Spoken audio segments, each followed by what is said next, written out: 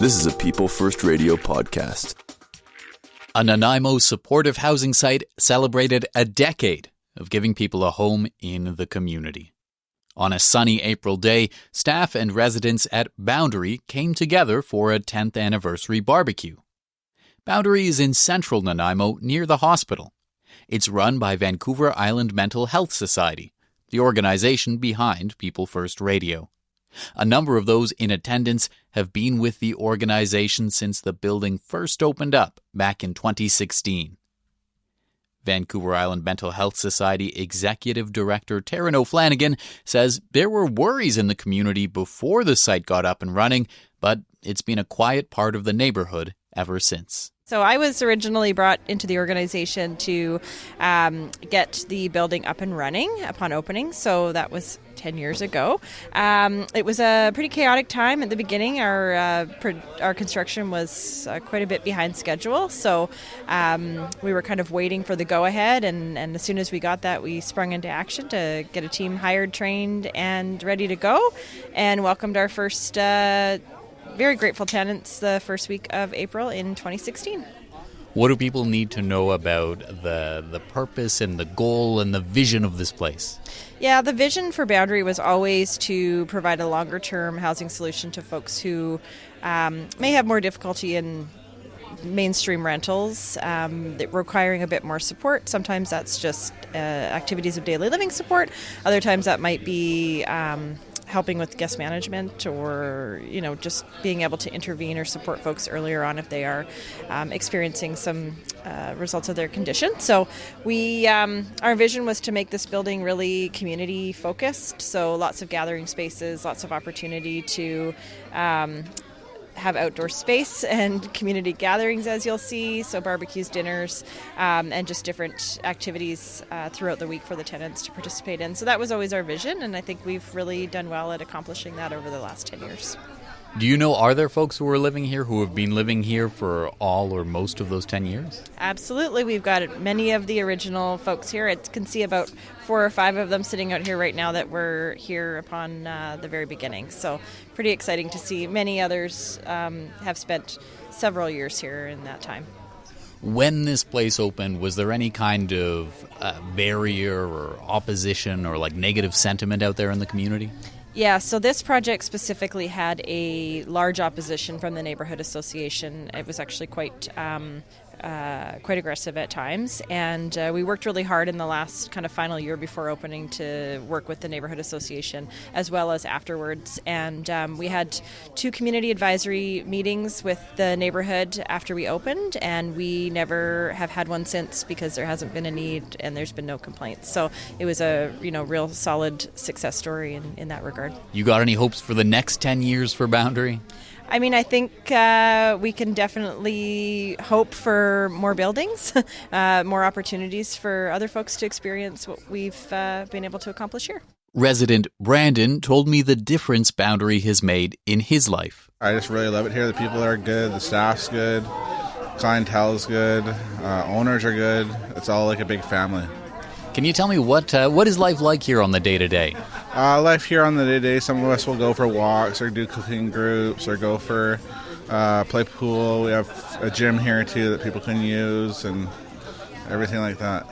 And what has moving into Boundary, what has that done or changed for you in your life? It gave me a good place to stay and a perfect place to live.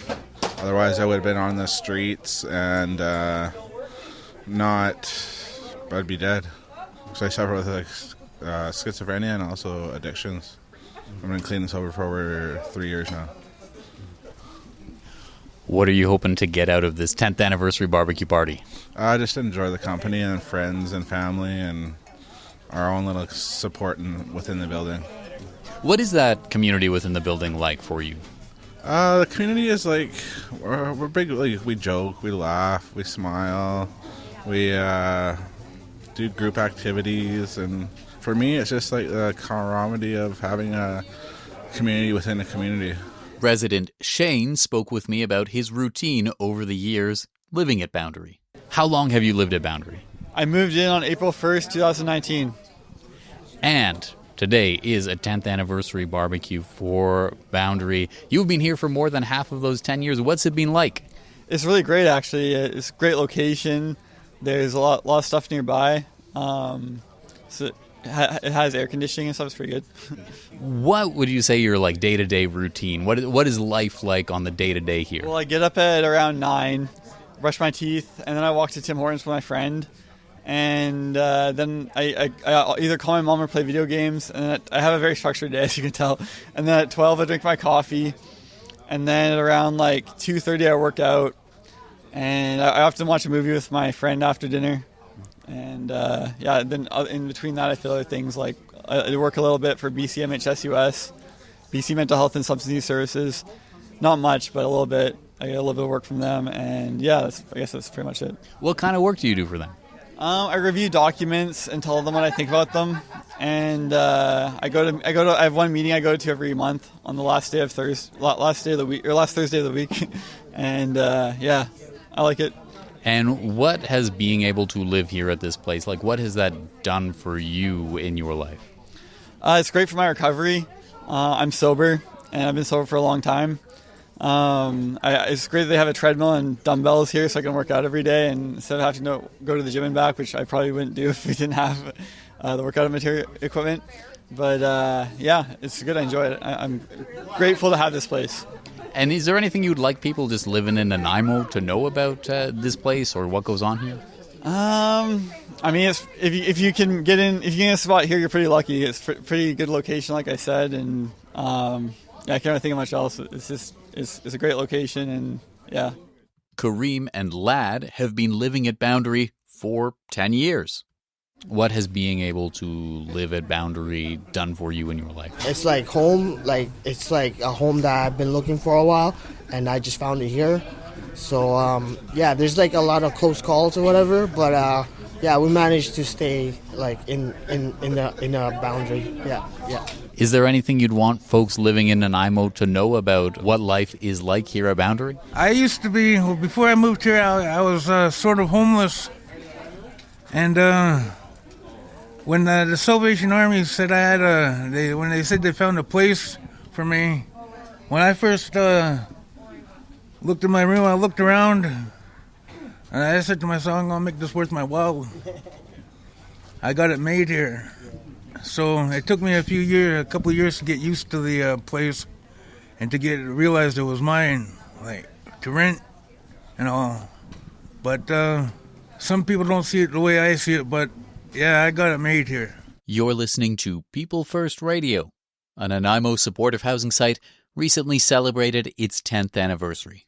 Called Boundary, it's run by Vancouver Island Mental Health Society, which is the organization behind People First Radio. We've been hearing conversations from a 10th anniversary barbecue held at the site in April. There's a dedicated section of Boundary for women fleeing abuse. I spoke with the resident coordinator for that program. We have art days. We have a woman come for Reiki. We get donations from Haven Society if a woman is moving in or out, how we can help facilitate that. So it's just kind of ongoing. Whatever the woman needs, right? We try and get it for them. What have you seen the impact of that work specifically be over the last decade? Well, I have many testimonials from women that have left here and have said it's changed their lives. For one thing, they didn't have to live in an abusive relationship because they couldn't afford to live on their own. This is subsidized housing. So it's, for many women, it's the first time they've ever lived alone and then learned how to be alone and learned what that was like. And after a couple of years, they have moved out into market housing on their own, but feel healed and more independent where they are. How does someone in need get in touch with a program like that in the first place? A lot of times it's a referral. So I get referrals from transition houses, or it could be somebody in the community. It's only for single women. There's no children here. They're all fully bachelor suites, but it's your own unit. So it's still independent living with supports. So it's a referral from anybody in the community. And you mentioned that there's no limit on how long someone can stay. Do you have a rough idea of, over the last 10 years, maybe how many people have stayed? Yeah, I would say there's 13 units, probably, would you say 60 women, Carmen? I'd say around 60 women, maybe more, have gone through, 60 to 80. And so this is a 10th anniversary party for this place, for Boundary. What is it like for you to be here, having been here from the start, to be here seeing this place mark its 10 years? Well, I'm happy because at first, honestly, I didn't think it was going to work because I thought, well, this seems strange. Haven women's floor with a different sector. I wasn't sure what that would look like. But it's turned out it's worked really well. And so that's something for other women in organizations to think about and partnering with organizations to get the space they need. How has that journey unfolded over the last 10 years? How have things evolved? In what way? Well, you mentioned, this is kind of, it seemed to you to be like a new model. You were maybe a little bit skeptical. Is this going to work to merge all of these people? What was that process like? How did that play out? When was the point where you thought, hey, you know what, actually, this is working and I'm going to be here on the 10th anniversary of this place talking about it? I don't know when that light bulb went off. I would say probably a good year and a half into it. Just getting women in here and learning. So when I do a food bank run with our Haven van, when we have extra seats, I will take men if they need to go. So it's become more whole, more community. It's not separate. So that's nice. I mean, there's no men allowed on our floor. We don't have overnight guests. It's kind of strict in that way.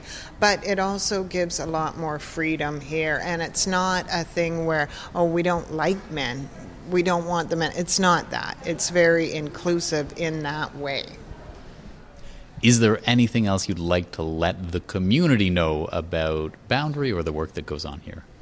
I don't know. I guess just helping women. We go by donations when it comes to furniture, people moving out if they need help, or people moving in. A lot of times women have nothing. So, that's helpful to get things that, furniture, dishes, whatever they need. Manager Camille has been with Boundary every step of the way. This is the 10th anniversary of Boundary. We're having a party here. What is that like for you as the manager of the place? It's really good, actually, because I started just before the building opened. So I've been here the whole time, and I started as a support worker, then was a supervisor, now the manager. So it's great. Walk me through how this place has evolved over the course of the last decade. Well, we definitely have more community engagement. Tenants are very independent in their homes. What other great things? We have a band, like a Boundary band. They're learning to play instruments. All sorts of activities going on. What kind of instruments? Are we talking like drums and guitar? Are we talking, what? Yeah, they're learning AC/DC Highway to Hell right now. So the rock band. And what is life like on a kind of a day-to-day basis here at Boundary? Usually in the day it's pretty busy with people's mental health support teams. We obviously check in with tenants every day.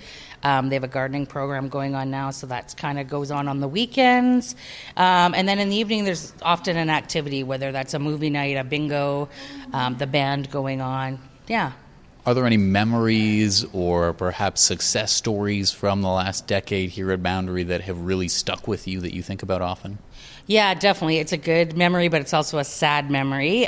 We had a tenant who moved in 10 years ago, and when she moved in here, her mental health became stable. She gained employment, got her driver's license. She just passed, actually, a couple weeks ago, but it was due to age. So she did all of these things in her early 70s. Yeah, and she was a huge part of the building. So that was one success story. I think another success story is we have built some really strong relationships with the hospital and our other community partners, that when people need help, we can get them into the hospital for care quicker than we could before. Yeah, and tenants engaged. Lots of tenants engagement now.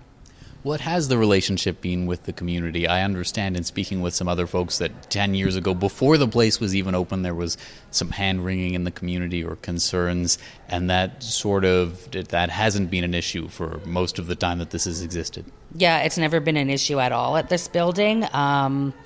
I've often had people in the community that live in this neighborhood stop and thank us. I also have the hospital employees, which is directly across the road, and people think this is just a regular apartment building. They have no idea that it's supportive housing.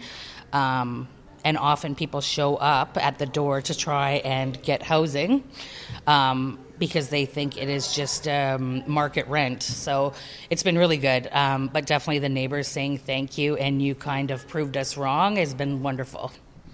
What have you seen more broadly the impact of this place be over the decade of its existence? The impact, just, I guess, our tenants having a safe place to live, them building community. It's very heartwarming to see people looking out for each other, so they are their own family within the building. And yeah, other people just seeing the good that we've been doing here and appreciating it. That was Boundary Supportive Housing Manager Camille speaking with me at a 10th anniversary party for the site, which is located in central Nanaimo near the hospital. People First Radio, People First Media, and People First Stories are community media projects of Vancouver Island Mental Health Society and are produced in Nanaimo, British Columbia. The opinions expressed do not necessarily represent the views of Vancouver Island Mental Health Society or its broadcast, podcast, and social media partners.